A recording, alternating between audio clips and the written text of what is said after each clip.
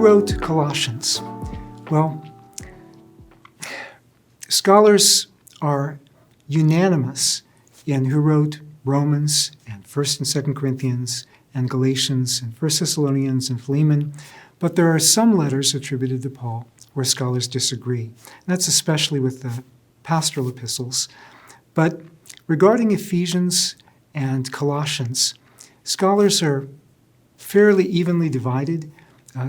Depending on whom you ask, some people will say, well, the majority think not, the majority think so. But from what I can see from who's written on what, it looks to me like scholars are fairly evenly divided on Ephesians and Colossians.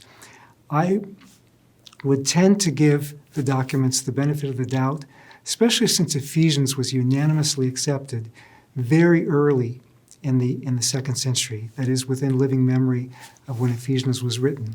Now, for Colossians, most scholars for Ephesians and Colossians who don't think that Paul wrote them think that it was written by a disciple of Paul, and they'll say, well, it's Pauline thought in these letters.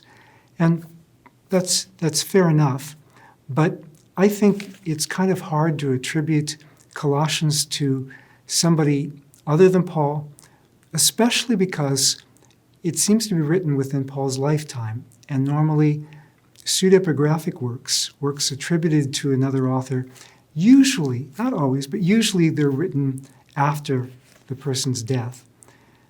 So Colossians is written to Colossae, and Colossae was destroyed in an earthquake around the year 62, which means after 62, chances are nobody's going to invent a letter to the Colossians.